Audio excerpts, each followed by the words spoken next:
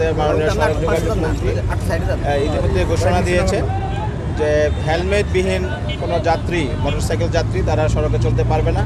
এমনকি হেলমেটবিহীন যদি তারা পেট্রোল পাম্পে জ্বালানির জন্য যায় সেখানেও তারা জ্বালানি নিতে পারবে না। No helmet no fuel campaign সারা বাংলাদেশে চালু হয়েছে। আমরা চাঁদপুর জেলাতেও আজকে আমরা আনুষ্ঠানিকভাবে এই ক্যাম্পেইনটি শুরু করছি।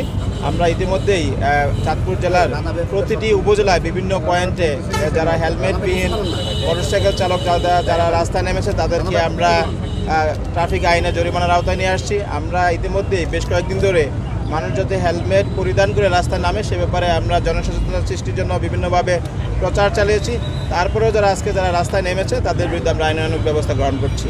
আমরা ইতিমধ্যেই প্রত্যেকটি পেট্রোল পাম্পকে আমরা নির্দেশনা দিয়েছি যাতে তারা হেলমেটবিহীন কোনো মোটরসাইকেল যাত্রী যদি পেট্রোল নেওয়ার জন্য বা অকটেন নেওয়ার জন্য আসে তাহলে তারা যাতে তাদেরকে আমাদের আইনের আওতায় আনার জন্য আমাদের ট্রাফিক পুলিশকে খবর দেয়। পাশাপাশি তারা যাতে যাত্রীদেরকেও এই বিষয়ে নিরুৎসাহিত করে।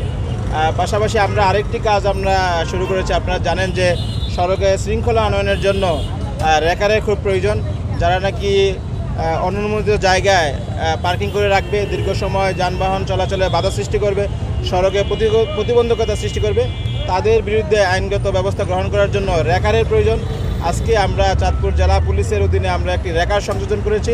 এখন থেকে যে সমস্ত জায়গায় যদি কেউ অবৈধভাবে পার্কিং করে অথবা রাস্তায় প্রতিবন্ধকতা তৈরি করে তাহলে তাদের বিরুদ্ধে রেকার দিয়ে সেই যানবাহন অপসারণ করা হবে এবং তাদের বিরুদ্ধে জরিমানা করা হবে।